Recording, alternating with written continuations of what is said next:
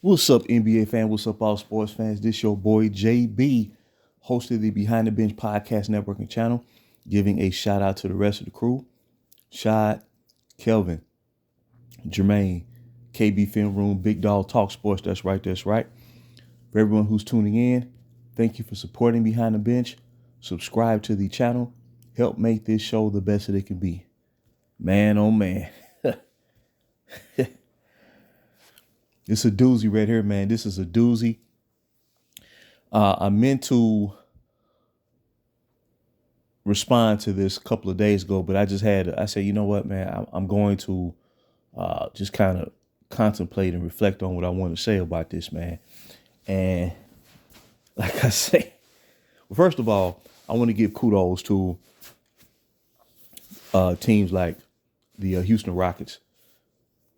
Houston Rockets was a team last year where after the All-Star break, they was the hottest team in the league going into the month of March. And then their center, Alperen Sengun, suffered, I believe it was like a hyperextended knee. It was some type of major injury to his knee where he had to miss the remaining part of the remaining part of the regular season. And Houston, tapered off. Otherwise, I do believe they would have went through the play-in with a chance to get to the playoffs. But now, they're at full strength and they're rolling, and they have a team that is very balanced in a lot of ways, and they have a bright future for themselves. So I just wanted to, as an NBA fan, give a shout out to Houston, OKC Thunder, of course, Shai Gilgeous-Alexander. Is the clear-cut MVP this year. There shouldn't be no debates at this point. And you have Orlando Magic. I wish Orlando Magic was healthy this year because they started the season off hot. And they suffered injuries to Pablo Pichero and then later on Fritz Wagner that really offset what could have been a improved season from last year, because they went to the postseason last year and lost in the 7-game series to the Cleveland Cavaliers that went the full distance. So I just want to give a shout out to those teams. And then the Detroit Pistons also. Detroit is back in the mix, and looks like they are going to the playoffs. So that's great to see for the league. And those teams should be celebrated, for their improved play. But when it comes to one Anthony Davis, as I said, this is a player who was consensus top 5 player when he was traded to the Los Angeles Lakers the summer of 2019. And from his play of the previous season, when he led the New Orleans Pelicans to the Western Conference semifinals, upsetting the Portland Trailblazers in the first round, and actually swept them in 4 games. And they lost a tough 5-game series to Golden State, where every game was close except for Game 5, played in Golden State, where they won convincingly in the end to advance to the next round. But based off of what AD did in that postseason, I mean, he was averaging like over 30 a game and around like 15 boards. And consistency-wise, he was the favorite going into the next year of winning the league MVP. And as I say, when you in a win-out scenario, especially when it's contingent on you helping a certain individual win, you're already devalued the moment you're traded to from your own team to help that player win. You're automatically devalued in terms of salary, the whole nine. And recently, there was a comment given by one Marcus Morris, who was a solid NBA player. And I know he played a number of years for the Los Angeles Clippers after they brought in Kawhi Leonard and Paul George. He made a comment about AD, and I'm telling you, man, it's so stunning. It just shows you that you become yesterday's news, man. And now remember back in 2010, because I want to play this clip for you. You're gonna hear the audio in the background when I play it, and eventually I will learn how to embed videos in my whenever I go live or whatnot, and I will learn that in the very near future. But when this started in 2010, they told us the Hurricane now has the team and the teammates in position to win a championship. Because they say he didn't have the help necessary in Cleveland.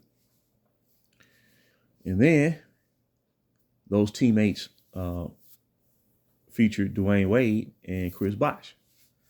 And then after leaving Miami, returning back to Cleveland, they said, oh, man, Kevin Love is the new and improved version of Chris Bosh, and Kyrie Irving is the younger version of Dwayne Wade, and he can shoot the three. Because, Dwayne Wade was not, as they say, he didn't shoot the three ball in high efficiency.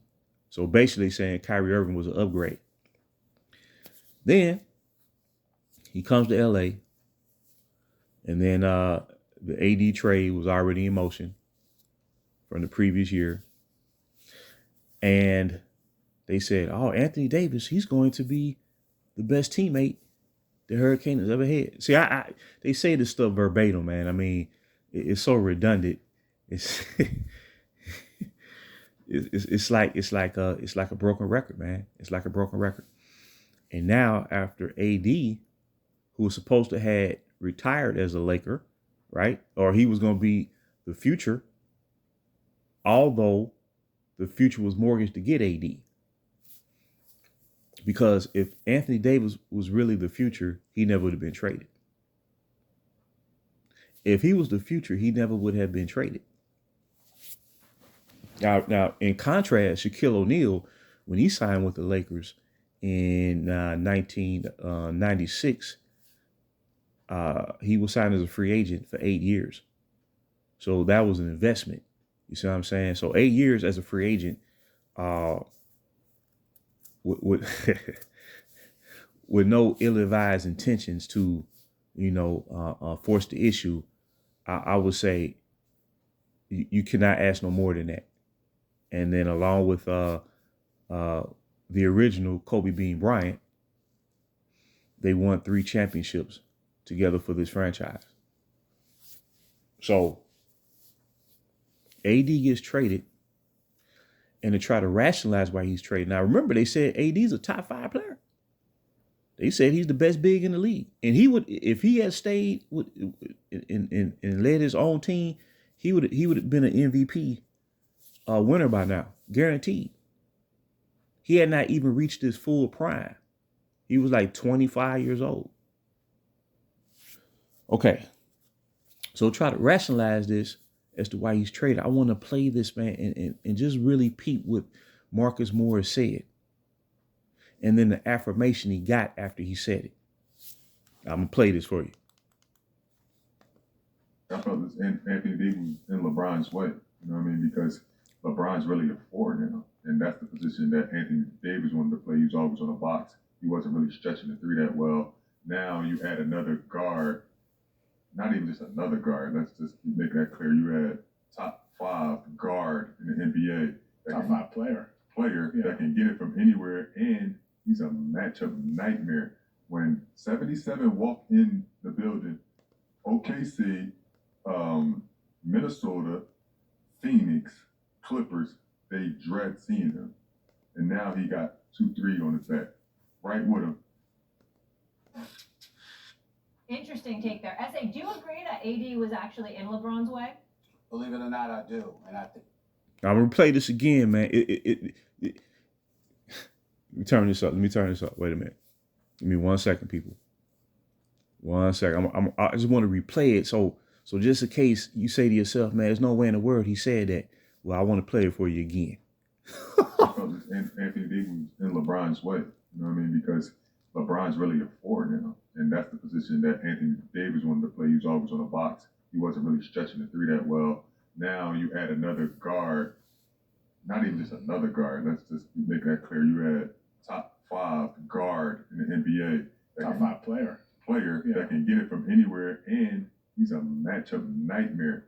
When 77 walked in the building, OKC, Minnesota, Phoenix, Clippers, they dread seeing him. And now he got 2-3 on his back, right with him. Now I'm going to read a quote. I just want to read this quote, man, just to reiterate what he said. It's mind-boggling. Quote unquote by Marcus Morris. I felt Anthony Davis was in LeBron's way. LeBron is really a forward now, and that's the position Anthony Davis wanted to play. He's always on the box. He wasn't stretching it that well. Now you add a top 5 player in the NBA where he's a matchup nightmare. When 77 walks in the building, OKC, Minnesota, Phoenix, Clippers, they dread seeing him. Now he has 23 on his back. What does that equal? 100. Now check this out. I think he said something else too. Wait a minute. This is just mind-boggling, man. And I'm going to tell you what's really going on.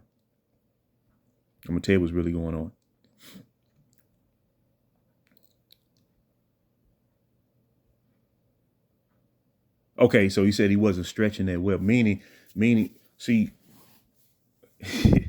what fans of the Hurricane got to understand, his style of play,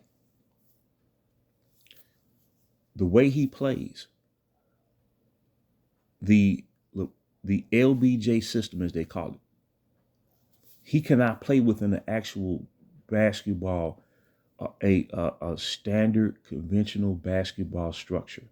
He can't do that. Now, of course, in spurts, you know, he can play off ball and things of that nature. He can cut to the basket in spurts, but in terms of elevating and maximizing the ability of every player on the court at the same time, this is where the system, his style of play, actually stagnates, which leads to him always requesting more help, because what happens is it's not sustainable. So what happens is he knows that. And so when the team starts to flounder, and it always happens around the same time. Like, they build these teams up, they make these off-season moves, the talking heads, they blow V8 and say, whatever team he's on, they the prohibited favor to do this and that. Then you start seeing 2 months in, especially when he playing in his Western Conference, it wasn't as glaring in the East as it is in the West. So within 2 months, you start seeing the team stagnate. And remember, Anthony Davis, the first 2 weeks of the season, the way he was playing, people were saying, oh man, he's the clear-cut favorite to win MVP over SGA, Shai Gilgeous-Alexander, over reigning MVP, Nikola Jokic, over Jason Tatum, over Donovan Mitchell, or whoever was playing high-level basketball at the beginning of the season. AD was considered the front runner for MVP. And if you notice, by around, late November, early December, the team started to stagnate. It's because of the LBJ system. So he's trying to say that AD held him back. So what he's saying is AD couldn't even play his natural position. So check this out.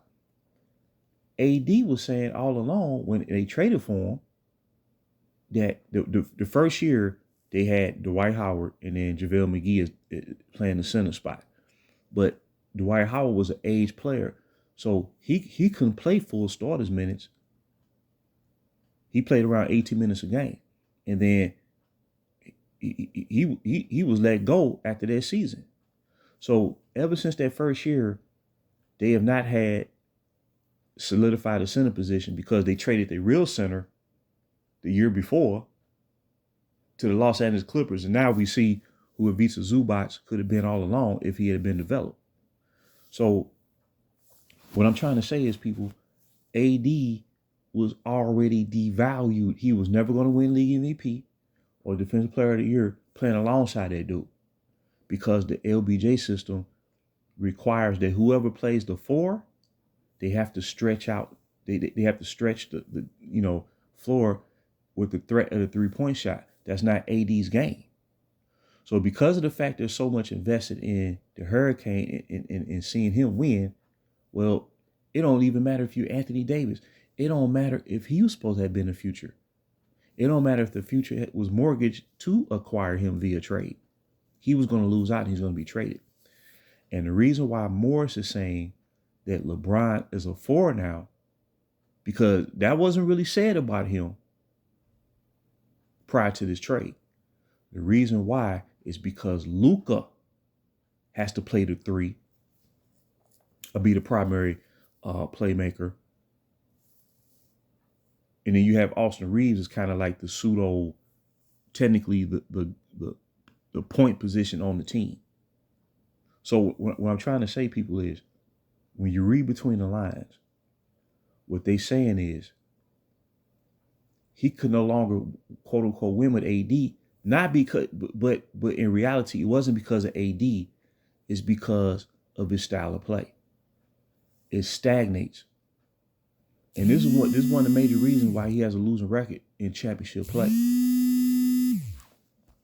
So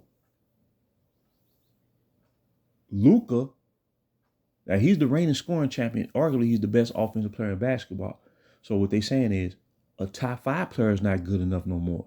Now you have to have a top 3 player. You have to have a top 3 player to open his game up.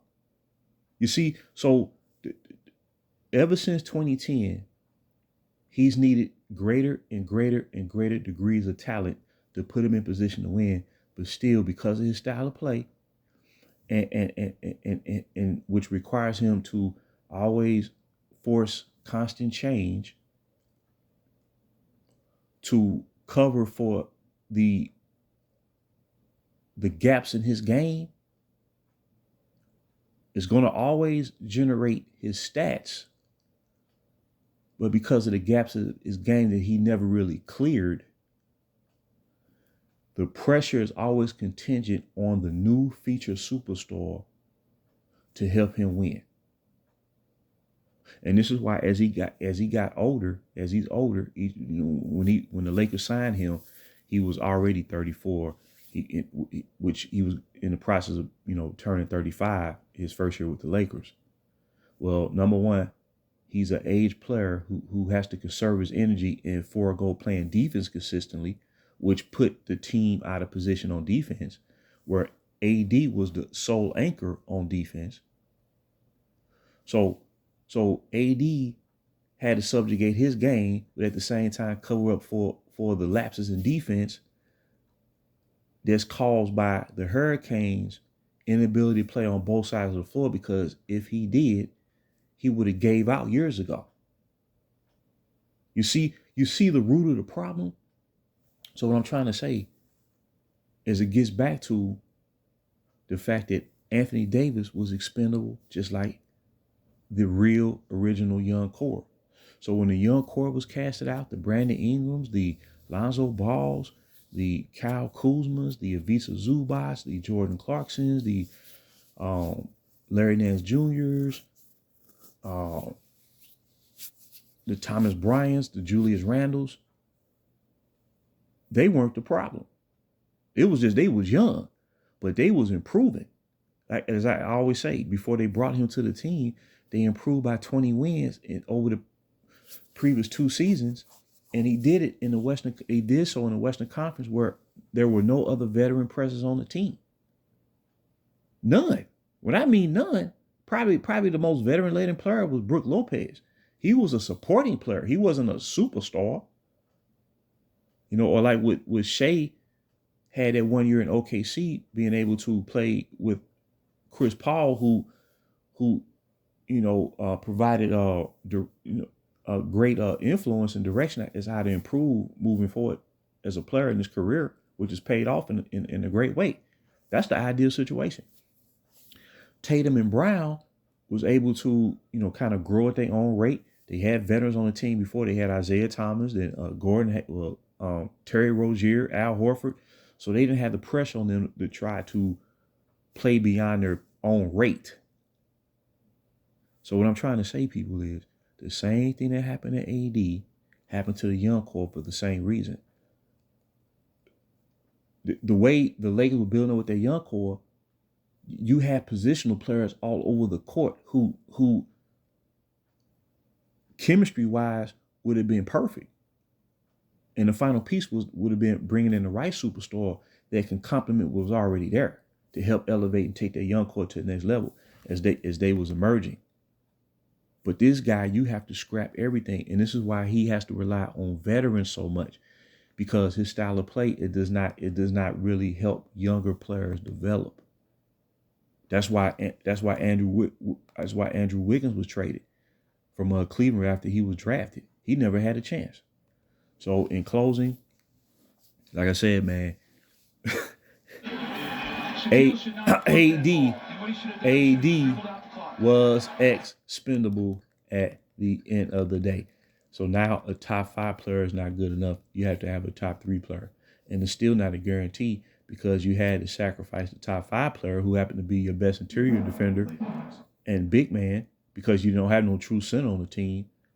So initially, you're going to have a boost because you just made a trade bringing a top 3 player.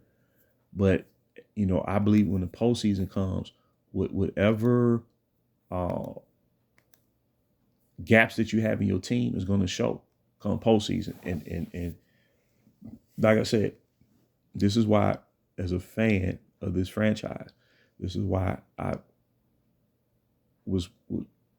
had a true inclination to support the young core, because they were not the problem. They were not the problem. Like, why do you need to get rid of all of them? You mean to tell me there wasn't one of them that was good enough? And Kuzma was the last one to stand. But as soon as they was able to trade him, he was gone. That's amazing to me. And now AD, he couldn't hold up because the system, the LBJ system, cannot sustain. But you wonder why Kobe Bryant was able to win back-to-back championships with his number 2 player averaging 18.9 points a game in Paul Gasol, and his number 3 player giving you around 14 a game. Because he knew how to play in a triangle offense, which maximizes the output offensively of everybody else on the court, particularly your front court players, your power forward and your center. You see, that's why he was able to win back-to-back championships. I'm telling you, if Kobe Bryant had Anthony Davis, they'd won about 3 straight. Or let's just say 3 total, because it's hard to win 3 straight. You can't predict that. About 3 total, because he gonna operate in that triangle, and AD gonna be able to play his game. He's not gonna be asked to stretch the floor out, space the floor out, and shoot threes. See, what his fans got to understand is, man, if they look beyond the stats, it's a reason why he got them losses, man. It's not an accident. Or as a legendary football coach, Bill Parcells, said, "You are what your record says you are." It's a reason why. You see what I'm saying? The stats are going to generate itself, because he been in the league so long. He can generate the numbers in his sleep, because he been in the league so long. But when it comes to winning, I'm talking about absolute winning, where you elevate everybody around you, that's where the system is flawed. And he can't cover that. He don't have the ability, his game can't cover that. And the onus is placed on everybody else, from coaches to teammates or whatnot. Then the front office ain't doing enough. But this is why Jordan is 6-0 in the finals. It's a reason why he got the record that he got. And Kobe had an exceptional finals record. He lost 2 finals and won 5. So I just want to drop that real quick, man. It is what it is. But Anthony Davis, he became devalued, man. And he's now seen as a detriment. So now now people gonna be saying, "Oh, AD can't stretch the floor no more. He can't stretch the floor. He can't shoot the 3. So, you may not be able to win with him." But they didn't say that when they traded for him. They didn't say that he was clogging the paint. They didn't say that then. Because they thought that combo was gonna win multiple championships. But it's the system. It's the system. And that's why they had to bring in the Don, Luka Doncic, to try to save the day. So it is what it is. I just want to drop that nugget. Wow, just totally unbelievable. But leave your comments and thoughts. And until next time, people, this is JB. This is BTB. This is Behind the